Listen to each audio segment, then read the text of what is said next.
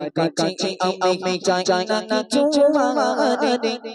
আমার মায়ের কাছে দাও যে দাও বিনগতি আমার তোমার কাছে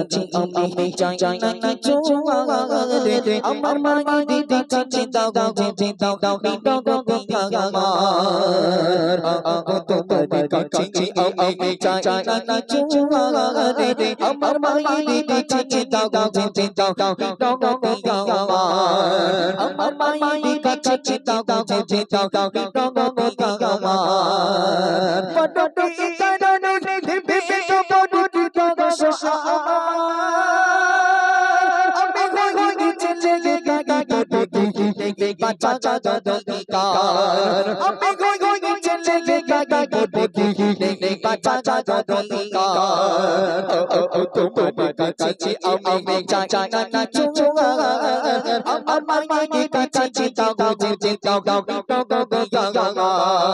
আমার মায়ের কাছে দাও যে দাও বিনগতি নবী কাছে যেতে বলে গাহিয়া বলবি যে ফুট আমি করেছি ক্ষমা বাবা গিয়ামি নবী কাছে যেতে বলে গাহিয়া বলবি যে ফুট আমি করেছি ক্ষমা বাবা গিয়ামি কত পপি যখন আমার নবী তাই খুশি মনে গেলাম আমি করতে আগাপাতি তাই খুশি মনে গেলাম আমি করতে আগাপাতি বাবা আশা ছিল হয়েছে গেটা পোষবা আমি দেশে গেতে দেখি গাবো আপা দরকার আমি দেশে গেতে দেখি গাবো আপা দরকার তোমার কাছে আমি চাই না কিছু আরে তোমার কাছে আমি চাই না কিছু আরে আমার মায়ের কাছে দাও যে দাও বিনগতি আমার আমার মায়ের কাছে দাও যে দাও বিনগতি চলে গেল আল্লাহ রাসূলের কাছে গিয়ে বলছে ইয়া রাসূলুল্লাহ ইয়া হাবিবাল্লাহ হুজুর আমি যে ভুল করেছি যে গুনাহ করেছি তার জন্য কি কোনো ক্ষমা আছে তার জন্য কি আল্লাহ পাক রব্বুল আলামিন আমাকে maaf করবে বলছে কি ক্ষমা দাইয়া কলবি আল্লাহ পাক রব্বুল আলামিন এমন কি গুনাহ করেছো আল্লাহ পাক ক্ষমা করবে না বলছে ইয়া রাসূলুল্লাহ ইয়া হাবিবাল্লাহ হুজুর আমি বিবাহ করলাম বলছে হ্যাঁ বলছে আমার একটা সুন্দর নারী হয়ে আমার স্ত্রী আমার একটা সুন্দর নারী আমার একটা স্ত্রী হয়েছে তো আমার বউটা হয়েছে খুব সুন্দর আমার স্ত্রী হয়েছে খুব সুন্দর আমি আমার স্ত্রী যখন প্রেগন্যান্ট অর্থাৎ অন্তঃসত্ত্বা আমি বিদেশে চলে গেলাম আর আমার স্ত্রীকে বলে গেলাম এ আমার স্ত্রী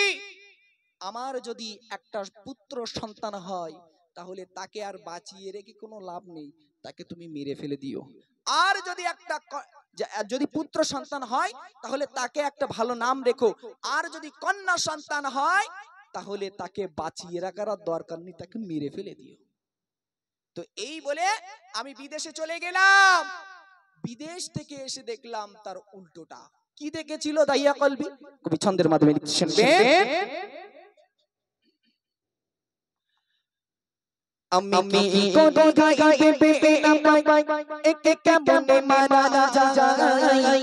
বললি চঞ্চল শশা আজ যে তোমার মামা বাড়ি যায় আমি কোন গাইবে এক কেমনে মারা যায় বললি চঞ্চল শশা আজ যে তোমার মামা বাড়ি যায় কত জামা পরে খুশি মানায় মধু ভূমির উপর দিকে খুশি দৌড়ায় মধু ভূমির উপর দিকে খুশি দৌড়ায় সে কিছু করে পানি ডরে করে বুঝে গে বললাম আমি কত ডুরি বার আরে সস বুঝে গে বললাম আমি কত ডুরি বার তোমার কাছে আমি চাই না কিছু আরে আমার মায়ের কাছে দাও যে দাও বিনগতি আমার আমার মায়ের কাছে দাও যে দাও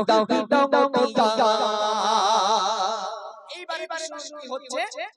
এখন দাহিয়া কলবি বললেন ইয়া রাসূলুল্লাহ ইয়া হাবিবাল্লাহ হুজুর এমন না বলছি ইয়া রাসূলুল্লাহ ইয়া হাবিবাল্লাহ হুজুর আমি যখন বিদেশ থেকে আইপাতি করে ভালো আইপাতি করে যখন বাড়িতে ফিরছি আর বাড়িতে ফিরতে না ফিরতে গ্রামের লোক আমাকে বলছে দাইয়া কলবি বলছে কি বলছে তোমার তো পুত্র সন্তান হয়নি তোমার তো কন্যা সন্তান হয়েছে আর সেই জামানায় আইয়ামে জাহিলিয়াতের যুগে যাদের পুত্র সন্তান হতো তাদেরকে বলা হতো সুপুরুষ আর যাদের কন্যা সন্তান হতো তাদেরকে বলা হতো কাপুরুষ তো বলছে দাইয়া কলবি তোমার কন্যা সন্তান হয়েছে কন্যা সন্তানকে মেরে ফেলো নইলে তোমাকে সবাই কাপুরুষ বলবে তোমাকে সমাজ থেকে একঘরে করে দেওয়া হবে দাইয়া কলবি ভাবছে এ কি দাইয়া কলবি বাড়ি যেতে না যেতে তার সেই কন্যা সন্তানটা স্ত্রী দেখিয়ে দিচ্ছে ওটা তোমার আব্বু আর কন্যা সন্তানটা আব্বুর কাছে এসে আব্বু আব্বু করে একবার এই মুখে চুমা দেয় একবার এই মুখে চুমা দেয় আব্বু আব্বু করতে থাকে অনেক দিন বাদে আব্বুর সাথে দেখা হয়েছে আর এইদিকে দাইয়া কলবি ভাবছে যে এ মুখ আমি দেখাবো কি করে এ মুখ আমি সমাজের বুকে দেখাবো কি করে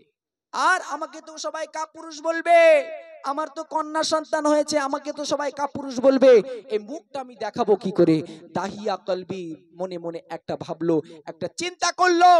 বলছে এই মেয়েকে কেমন ভাবে মারা যায় তো বলছে চল শোনা আজকে তোমার মামার বাড়িতে যাই আর মামার বাড়িতে যখন যাবার কথা বলেছে মেয়ে ওদিকে খুশিতে বাগে বাগ হয়ে গেছে নতুন জামা পরে মেয়ে মামার বাড়িতে যাবে আর মামার বাড়িতে যেতে যেতে কি ঘটনা ঘটেছিল কবি ছন্দের মাধ্যমে লিখতে শুনবেন পানি কুচুত মে যখন লাগা গগরে আমি ওয়াদে থেকে বাড়তে থেকে গিতাম গগরে পানি কুচুত মে যখন লাগা গগরে আমি ওয়াদে থেকে বাড়তে থেকে গিতাম গগরে তা দপে গগরে কে বললো আপু বলে ডাকা বড়া গগো মারে আপু বলে ডাকা বড়া গগো মারে আপু তুমি খুশি হলে তো গগনে আমার ছোট ছোট বাড়ি ছোটে মাকে দেখি দাও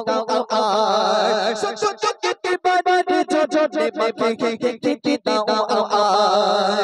আপু তোমার কাছে আমি চাই না চুয়ারে আমার মায়ের কাছে দাও যে দাও আমার মায়ের কাছে দাও যে দাও সেই সময় দেখলো যে আমি বলছি ইয়া রাসূলুল্লাহ ইয়া হাবিবাল্লাহ হুজুর আমার মেয়েকে আমি মামার বাড়িতে নিয়ে যাচ্ছি আর বালুর উপরে হঠাৎ করে আমার মেয়ে বলছে আব্বু আমি একটু পানি খাবো তো আমি আমার মেয়েকে বললাম এই মরুভূমিতে আমি পানি কোথায় পাবো তো সেই সময় আমার মাথায় একটা বুদ্ধি আসলো কি যে এই মেয়েকে মারার একটা বুদ্ধি আসলো বুদ্ধিটা কি আমি বললাম যে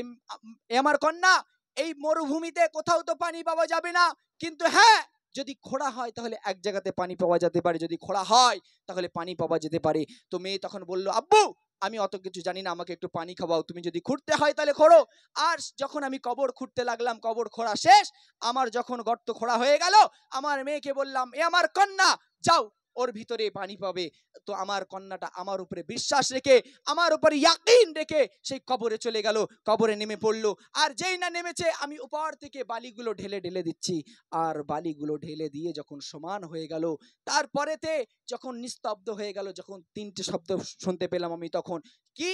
মা মা বলে তিনটে শব্দ শুনতে পেলাম আমার কন্যা সন্তানটা যখন মাটি চাপা দিচ্ছিলাম আমার কন্যা সন্তানটা বলছিল আব্বু তোমাকে আমি আর আব্বু বলে ডাকবো না একটা বারের জন্য আমার আম্মাজানের কাছে যেতে দাও একটা বারের জন্য আমার আম্মাজানকে দেখতে দাও